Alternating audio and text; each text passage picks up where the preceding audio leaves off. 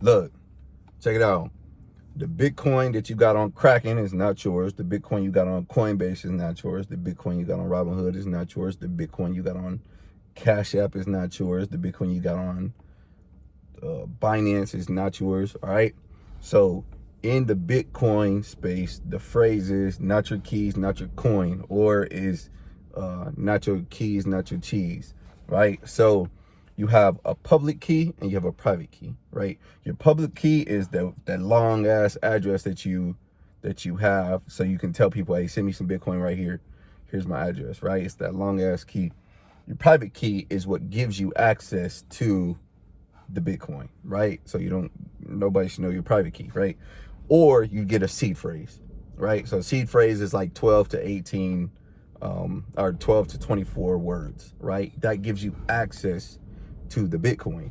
So when you buy Bitcoin on Coinbase, right, or you buy Bitcoin on Kraken, or you buy Bitcoin on wherever, right, if they do not give you a seed phrase, right, that's not your Bitcoin. That's their Bitcoin, and they're holding it for you. Now the problem is, let's say Coinbase goes out of business. Let's say Coinbase goes bankrupt. There's a list of people who are entitled to their assets, right? Their creditors, the people who issue them debt and stuff. These people get access to the assets first. The investors are going to get cooked, and then the depositors, hopefully you make out with some of your money, right? So if you leave your Bitcoin there or with them, then whatever happens to them, hopefully some regulators or something get you your bread back. Now, if you use them to buy the Bitcoin and then you send it, you take self-custody. So you send it to somewhere like Treasure, or you send it to somewhere like Card Wallet, or you send it somewhere like Ledger, or you send it to a multi-sig, right? A multi-sig would be like Unchained or Casa. If you buy your Bitcoin over here on any of these apps that I named and then send it to, these self-custody places, then you have access to your own Bitcoin, right? So here's the thing. A lot of people think that your Bitcoin's actually sitting on a ledger, right? So hypothetically speaking, let's say this is a ledger, right? This is the ledger. You bought it, right? Came in the mail, boom. They generated seed phrase. You think that your Bitcoin is on this ledger. So if you lose this ledger, you think you lost your Bitcoin. Or if somebody steals this ledger, you think you lost your Bitcoin. Well, here's the thing. Because they gave you that seed phrase, you did not lose your Bitcoin just because this thing got destroyed, or it got thrown out, or, somebody stole it, left it in, I don't know, somebody broke in your house and stole it or whatever. Right? You could just use your seed phrase to get access to your Bitcoin. So your Bitcoin's not on this thing, right? Your Bitcoin lives and exists in cyberspace. The seed phrase gives you access to the Bitcoin that lives and exists on cyberspace, right? So if you buy your Bitcoin somewhere that does not give you access to the seed phrase, how can you get access to the Bitcoin that's in cyberspace, right? You can't and you don't. So that's a big misconception, right? If Coinbase goes under, you're cooked because you don't have direct access to your Bitcoin. They have it. They have direct access, and they're under. Now, you're probably naturally going to ask, yo, Chris, what happens if Ledger hypothetically goes out of business? Am I cooked? No, again, you have your seed phrase, right? So if you lose this, you can go buy another Ledger. You can use your seed phrase, recover it. Boom. Ledger goes out of business, you can just use a different wallet and get your seed phrase, and use your seed phrase to get access to your Bitcoin.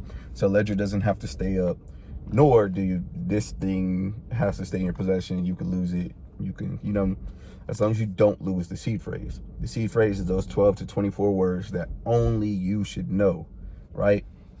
So one thing too, when it comes to when you get your seed phrase, when you're setting up these wallets and you get your seed phrase, is you don't take a picture of it, right? You write this down and you don't take a picture of it. Because let's say you take a picture of it and you save it on your phone and somebody hacks your phone or your phone gets stolen. That's how you get your Bitcoin robbed, because now they see your seed phrase, right? They got a picture of your seed phrase, or you got a photo of your seed phrase uploaded in your iCloud and they get access to your iCloud, you're cooked, right? So you don't put this on a phone or a computer or anything. But anyways, so that's the difference, right? Access to your own Bitcoin. So hypothetically speaking, let's say you got the Chris Johnson app and you buy a Bitcoin on the Chris Johnson app, right? So you buy the Bitcoin on the Chris Johnson app. Your app says that you have one Bitcoin and it's worth $100,000, right? How do you actually know I took your money and bought a Bitcoin, right? How do you know that? You don't until you try to send it somewhere.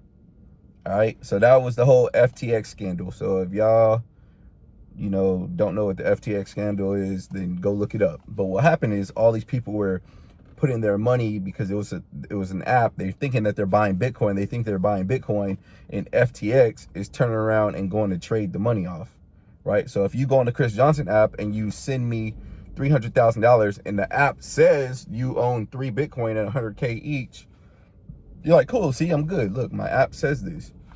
How do you know I didn't take your money and go buy a Ferrari? You're not going to know that until you send it off, right? You send it, you take self-custody. Therefore, I have access to my Bitcoin. I have control of my Bitcoin, right? So the whole name of the game is you don't want to have to trust people, right? You don't want to have to trust people. So you letting your money sit on Robinhood, Coinbase, blah, blah. Hopefully they give you access to it. Hopefully that they're not behind the scenes doing no wild or no weird shit, right?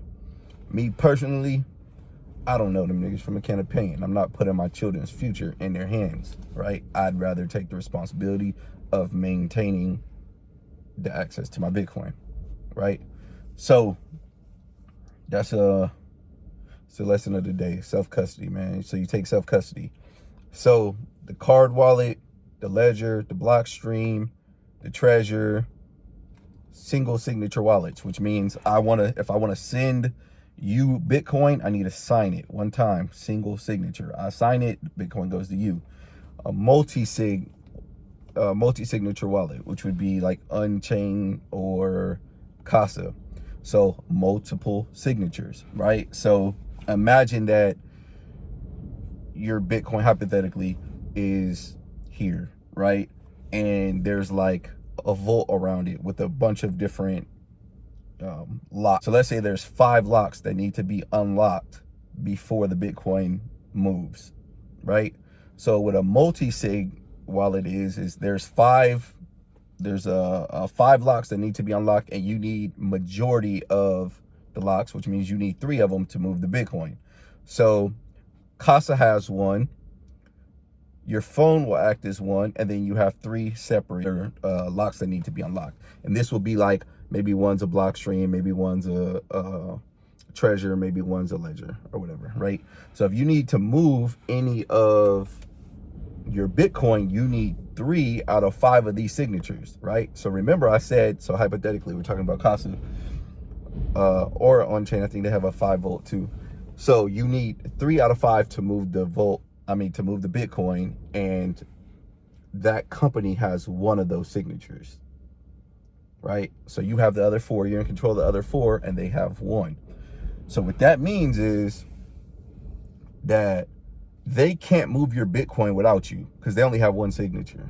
You have the other 4, and you need 3 to move it, right? They can't move your Bitcoin without you, but you can move your Bitcoin without them, because you have 4, you need 3. Does that make sense? So that prevents them from turning on you. Let's say, I don't know, the government says, hey, give us this guy's Bitcoin. Well, they only have 1 signature, right? And they need 3. So I would suggest multi-sig if you have, maybe more than a few Bitcoin. But for the most part, just go to the single sig, get you a Blockstream, Treasure, Ledger, card wallet, and you'll be all right. But that's called taking self-custody, right? You get a seed phrase that gives you access to your Bitcoin. Remember, your Bitcoin is not on the device, it's in cyberspace.